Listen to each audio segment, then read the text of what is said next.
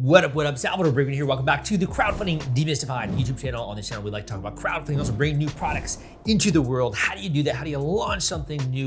Get a bunch of raving fans when it comes to your product launch. And specifically today, I want to talk about the team that goes into launching a new product. And specifically, we're also talking obviously about Kickstarter and Indiegogo, but I kind of want to make it a little bit broader in that sense. So we're going to go through a lot today, and it's a very rainy day out here in Miami. So I was like, this is a great time to do a short video for you guys in between my work and different coaching that I'm doing. So let's talk a little bit about this day. Let's get to it. Let's get right into it. Let's get into it now.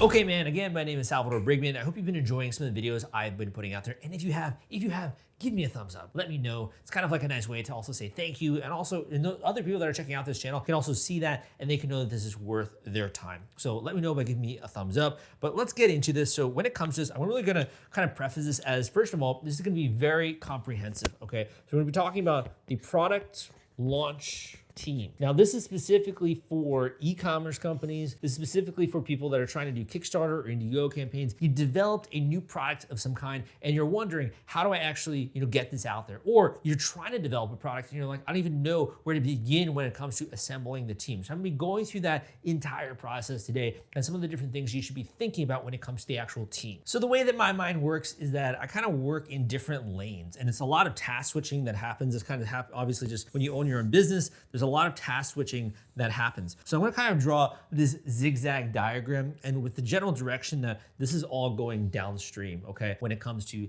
this particular diagram, so that you know that. So first of all, there is product. So we're gonna say product R&D. Product research and development. This is the first element when it comes to the chart that I'm making right now.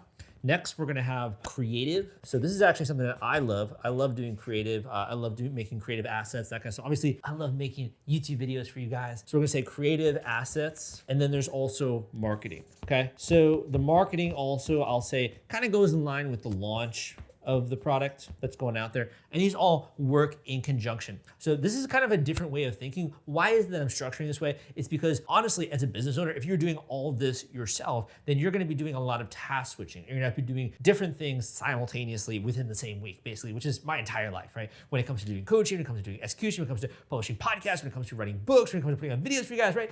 I'm doing a lot every single week, but I love that, obviously. So first of all, let's talk about the product R&D. So we're assuming, first of all, this is coming from, let's just say like idea stage. So you're coming from idea stage, you're kind of going down the line. So we're gonna say this is kind of like almost like a little bit of like a timeline here. We're gonna have like different notches here. We're gonna then eventually get to what's called the rough prototype or model stage. So I'm just gonna say functioning rough prototype.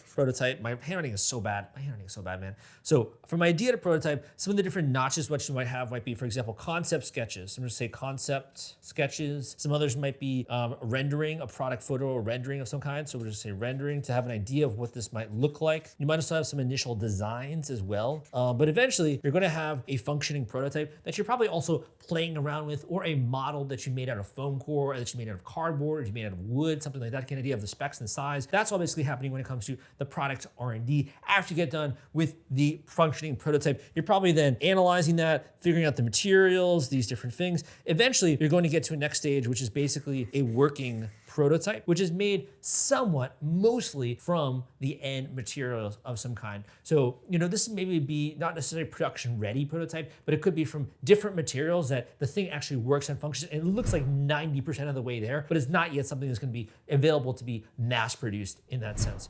So as you're going down with this functional prototype stage, this is gonna be a lot basically of what's called user testing. So you're gonna be going through this stage where there's tons of user testing, where you're getting feedback from people. They're trying out the prototype that you made. Maybe you have to iterate. You have to try different samples. You have to try different ways of doing this, different kinds of materials, different solutions, particular problems which crop up. You're gathering these different use cases and these stories. And then as you're going down the timeline, you're getting more and more closer to basically, pre-production or they're close, prototypes. I'm gonna say prototype here. And this is basically something that's made out of somewhat of the end product materials, maybe like 90% of the way there, okay? So first of all, when talking about this particular team, I'm gonna kind of break this into different segments here so you can see that. So first we'll start with a timeline, and we're also then talking about teams. So when it comes to product R&D, let's get into that team here. So what are some of the things with this product R&D, right? So we're just gonna kind of continue this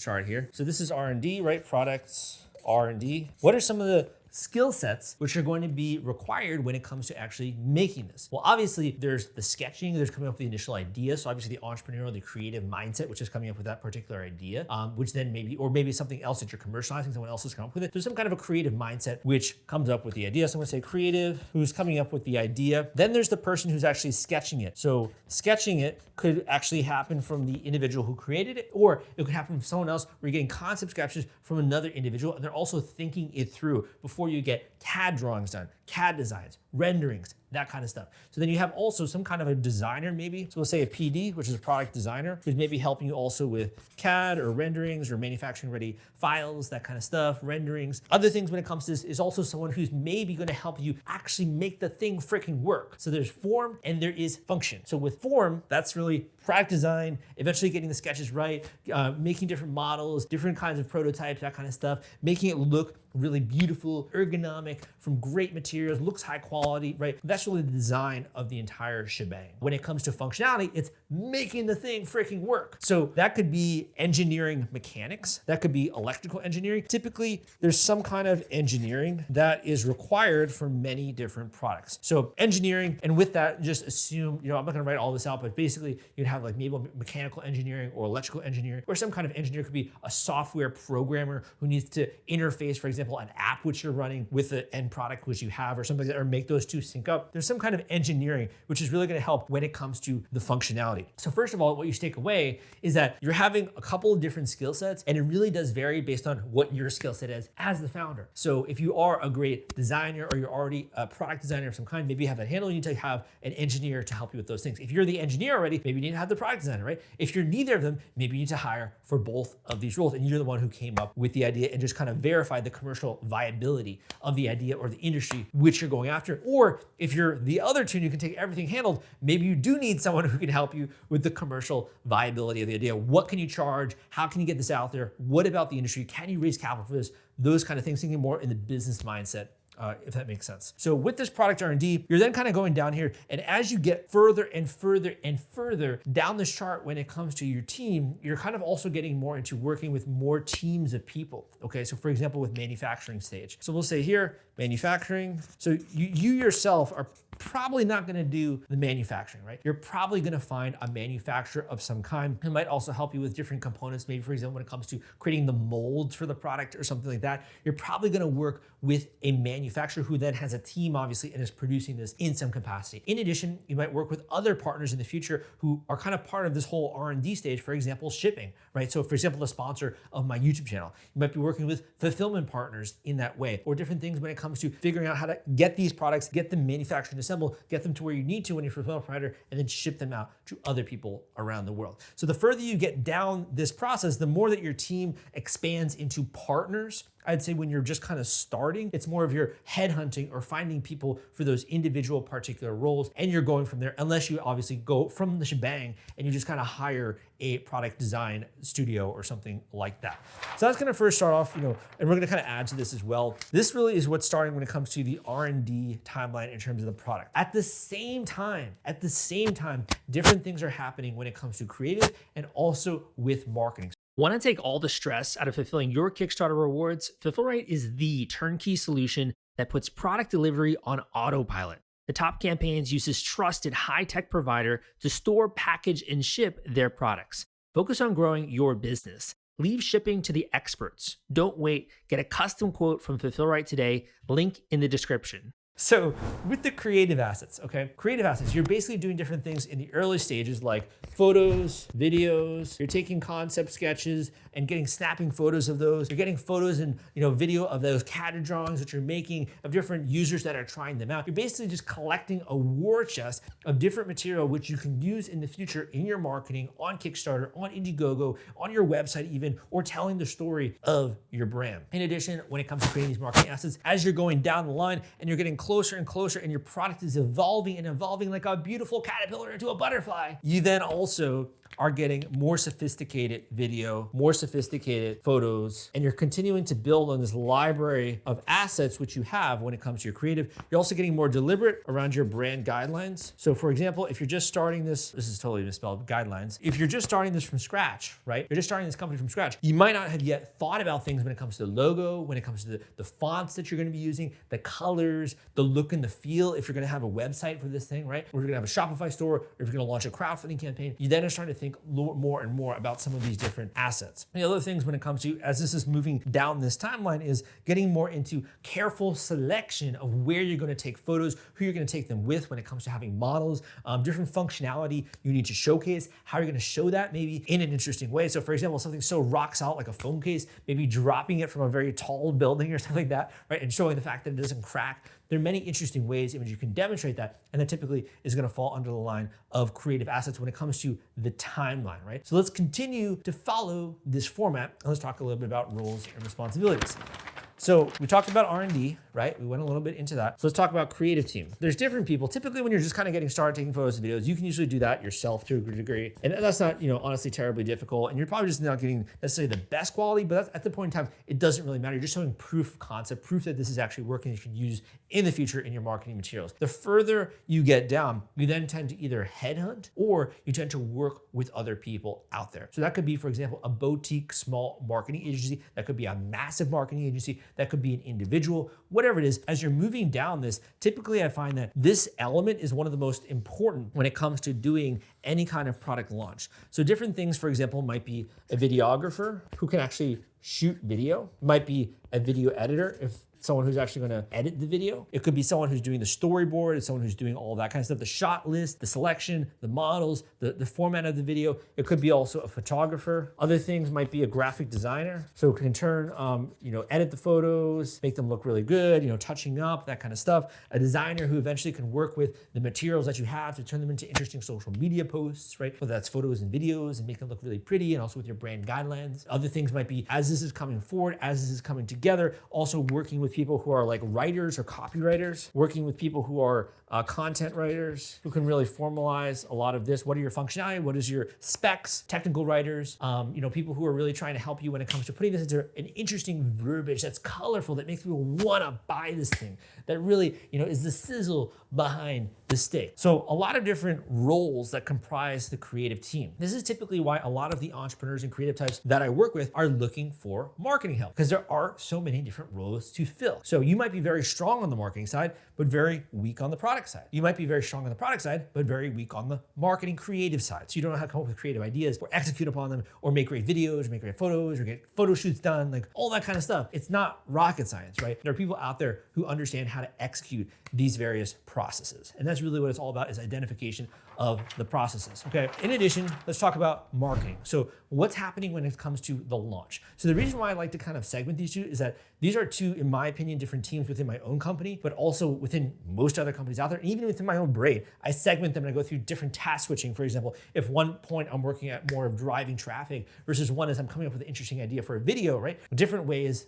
of thinking and different strengths there. So the same thing is true, obviously, when it comes to the diagram. So let's go through, we're going down basically this timeline. So the marketing timeline to launch is really thinking about the different actions that you need to do things, for example, like building a tribe, and taking the things that you're creating and syncing up this timeline to build tribe, to build brand, right? To build community, to hype people up, to get people excited, to create traffic drivers within your own business, okay? For example, your social media drivers, right? Channels. So there's many different things when it comes to doing the actual marketing. I would say the main thing is being aware of the actual sequence you need to put people through in order to launch this freaking product from nothing, and being able to utilize all these different assets as well in order to drive this into a coherent strategy that people can execute on, and they can put them through this. At the end of the day, what are they gonna do? They're going to make a purchase, or they're going to back your campaign, or they're going to take action in some way. And this is in the other video I just recently put together, which is the AIDA model, and really moving people through that, right? So if you want to think of it, there's many different types of roles, obviously, when it comes to this, and these are happening in parallel process. So for example, on the marketing side, and the marketing side is going to comprise a few different types of teams, right? When it comes to this, we're just going to say marketing to make it a little bit easier. So what would be some of the examples of roles when it comes to the team? So that's really maybe, for example, someone who really knows social media, so I'm going to say SM. Someone who really knows things when it comes to, for example, email marketing. Someone who knows really great things when it comes to pay-per-click marketing, being able to integrate all of that, understand the analytics, things that are going into that, and really thinking about how can I have an end result that I'm really looking to be proud of, right? You might also then have someone like, for example, a marketing strategist, someone who actually understands, like I'm talking about the whole process that goes into this and following everything every step of the way. There are many different roles that go into the marketing component in order to pull off an effective raise. So as you're going through this, these different roles are basically tasked with taking a lot of the assets that you're creating and also working with the product team to understand the product, to communicate this to the world, so that way you can get their attention, that way you can move them through the funnel, right? Generate interest, get them to actually have the desire to own this and then take action and buy this. So there are more roles that go into here, but I'm just gonna kind of keep it simple a little bit there now.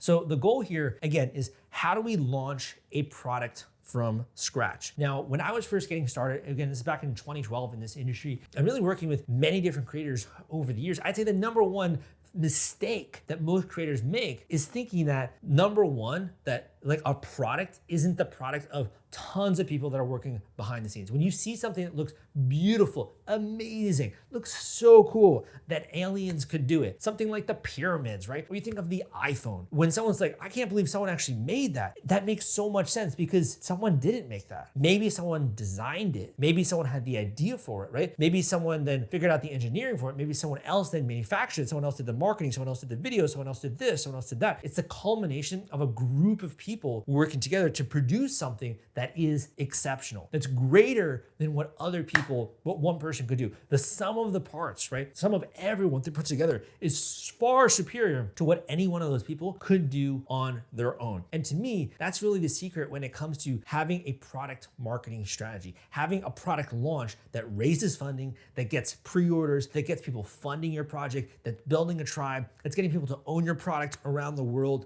right? Being able to build a business from scratch out of nothing. This is the process you gotta master. So one of the things that I do with my students is we do individual coaching calls. We basically go intensive through your entire business, your entire project, whatever it is you're trying to do. If you're trying to raise money, or if you're trying to, for example, sell a product online, you're trying to do this maybe full-time or after work and create this hobby, right? Which maybe eventually becomes your full-time job. Whatever it is, if you really want more clarity on what you need to do to take this idea in your head, to make it physical, to have other people buy it, to build a business out of it, or if you already have this prototype, you already have this product, and you want to talk about the marketing side, how do you get people excited? How do you get people taking action in the ways that we are discussing? How do you have them like be raving about this? Like, this is the greatest thing since sliced bread. If you want to talk about that and how that relates to you and go beyond the podcast, go beyond the YouTube videos and really cut straight to the source, book a one-on-one coaching call with me, man. I'm telling you, it's going to be the best investment that you've ever made. Again, my name is Salvador Briggman. I hope you enjoyed this video and it started to get you thinking a little bit more about team dynamics, let you a little bit thinking more about